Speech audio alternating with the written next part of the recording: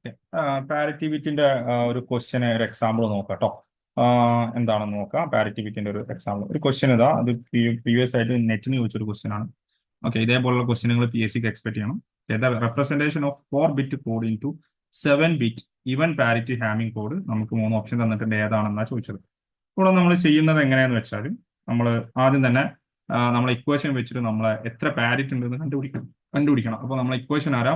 2 power r greater than or equal to r+1 plus M അല്ലെ. M എന്ന് പറഞ്ഞാൽ ഇവിടെ എത്രയാണ്? 4 ആണ് തന്നത്. അപ്പൊ നമുക്ക് 2 power r greater than or equal to 5 എന്ന് എഴുതാം. ദെൻ ഈക്വൽ ടു നമുക്ക് എത്ര വരും? 2 പവർ 3 വരും അല്ലെ, 3. അല്ലെങ്കിൽ നമുക്ക് ഇൻറ്റു 7-bit എന്ന് പറയുമ്പോൾ തന്നെ നമുക്ക് 4 × 7 3 എന്ന് കിട്ടും കേട്ടോ. അങ്ങനെയും ചെയ്യാം, 3. ഓക്കെ, അങ്ങനെയും ചെയ്യാം, അതാണ് എളുപ്പം. Okay, 8 greater than or equal to ആറിന്റെ വാല്യൂ 5ഉം ഇവിടെ 8 വരും. ഓക്കെ, ആറിന്റെ value 8. Okay, greater than equal to 8 എന്ന് പറയുമ്പോൾ നമുക്ക് r ഈക്വൽ ടു 3 എന്ന് പറയുന്നത്. ഇതാണ് നമ്മുടെ നമ്മുടെ R വാല്യൂ പാരിറ്റി എന്ന് പറയുന്നത്. അപ്പൊ നമ്മൾ ചെയ്യുന്ന സമയത്ത് നോക്കുക, നമ്മൾ എങ്ങനെ ആക്കണം. നമ്മളെ ബിറ്റ്സിന്റെ പൊസിഷൻ അല്ലെ, ബിറ്റ്സിന്റെ പൊസിഷൻ. ഓക്കെ, ഇതേപോലെ എഴുതുന്നതായിക്കോട്ടെ, ഒന്നും കൂടെ നിങ്ങൾക്ക് എളുപ്പമാവാം. ഓക്കെ, 1, അതുപോലെ തന്നെ 2, 3, 4, 5, 6, 7 ഉണ്ട്. ബിറ്റിന്റെ പൊസിഷൻ എന്ന് പറഞ്ഞാൽ 7 ആണ്.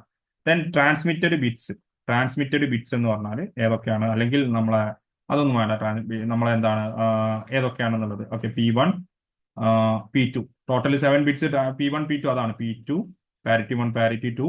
ദെൻ എന്താണ് നമ്മളെ M1, ദെൻ പാരിറ്റി 3. ഞാൻ പറഞ്ഞു 2 പവർ 0, 2 പവർ 1, 2 പവർ 2 അല്ലെ. ഇവിടെ നമുക്ക് 3 പാരിറ്റി ഉണ്ട്.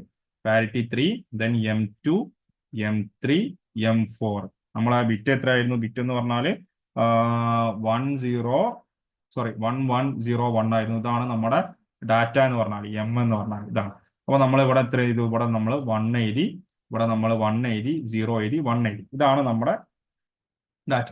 ഇനി നോക്കിയാൽ നമ്മൾ പാരിറ്റി കണ്ടുപിടിക്കുന്ന ഒന്ന് check 1. Okay, P1, P2, P3. P1, P2, P3 കണ്ടുപിടിക്കണം. 3 നമുക്ക് കണ്ടുപിടിക്കാനുള്ളത്. ചെക്ക് 1, സ്കിപ്പ് 1, ആ ഒരു മെത്തേഡിൽ നമ്മൾ കണ്ടുപിടിക്കണം. Check 1, skip 1, check 2, skip 2, check 4. ഇവിടെ എത്രയാണ്? 2 പവർ 0, 2 പവർ 1, 2 പവർ 2. 4 ആണ് കേട്ടോ. ഇവിടെ 1, ഇവിടെ 2, ഇവിടെ 4 ആണ് എന്നുള്ളത് മനസ്സിലാക്കാം. ദെൻ എന്ത് ചെയ്തു? ഇവിടെ നോക്കുക, check 1, skip 1. Check 1, skip 1, check 1 എന്ന് പറയുമ്പോൾ എത്ര വരും? ചെക്ക് 1 എന്ന് പറയുമ്പോൾ ഇവിടെ എത്ര വരും? ഇതാ, ഇവിടെ 1 വരും. Skip 1, check 1, skip 1, check 1. കണ്ടോ? ഇവിടെ എന്താണ്? ചെക്ക് 1, സ്കിപ്പ് 1, ചെക്ക് 1 ഒരു 1 വന്നു. Skip 1, check 1, skip 1, check 1. അപ്പൊ ഇവൺ പാരിറ്റിയിലാന്ന് പറഞ്ഞിട്ടുണ്ട്. അപ്പൊ നമ്മൾ ഇവിടെ 1 ആഡ് ചെയ്യണം. അപ്പൊ P1 എന്ന് പറഞ്ഞാൽ എത്രയാണ്? 1 ആഡ് ചെയ്യണം. ദെൻ അടുത്തത് എന്താണ്? അടുത്തത് നോക്കിക്കേ ഏതാ? Check 2, check 2, skip 2. അപ്പൊ ഇവിടെ 1 വന്നു. Check 2, skip 2.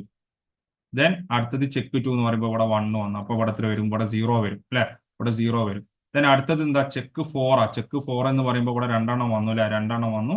ഇവിടെ എത്ര വരും? 0 വരും. കണ്ടോ? അപ്പൊ നമുക്ക് എത്ര കിട്ടിയത്? 10 10 101 10 10 101. ഓക്കെ, ഇവിടെ ആൻസർ നോക്കിക്കേ. 10 10 10 ഓപ്ഷൻ എ ആണ് ആൻസർ കേട്ടോ. ഓപ്ഷൻ എ ആണ് ആൻസർ. അപ്പൊ നിങ്ങൾ ഒന്നെങ്കിൽ ആ സൈഡിലൂടെ എഴുതുക, അല്ലെങ്കിൽ ഈ സൈഡിലൂടെ എഴുതുക. ഏതെങ്കിലും ഒന്നിൽ എഴുതാം കേട്ടോ. എഴുതിയാലും കുഴപ്പമില്ല. ഏതെങ്കിലും ഓരോ സൈഡിലൂടെ എഴുതുക. എത്രയാണ്? 10 10 101. ഇതാണ് നമ്മുടെ ആൻസർ ആയിട്ട് വരുന്നത് കേട്ടോ. ഓക്കെ, അപ്പോൾ check 1, skip 1, check 2, skip 2, check 4, skip 4. എന്നിട്ട് നമ്പർ ഓഫ് വൺസിനെ കൗണ്ട് ചെയ്യുക. ഇവൺ പാരിറ്റിയിലാണ് കൗണ്ട് ചെയ്യുന്നതെങ്കിൽ ഓഡ് നമ്പർ ആണ് 1 ഇട്ട് കൊടുക്കുക, ഇവൺ നമ്പർ ആണ് 0 ഇട്ട് കൊടുക്കുക. ഇതാണ് നമ്മുടെ ഒരു ക്വസ്റ്റ്യൻ എന്ന് പറയുന്നത്. ക്ലിയർ ആയെന്ന് വിചാരിക്കുന്നു. ഓക്കെ.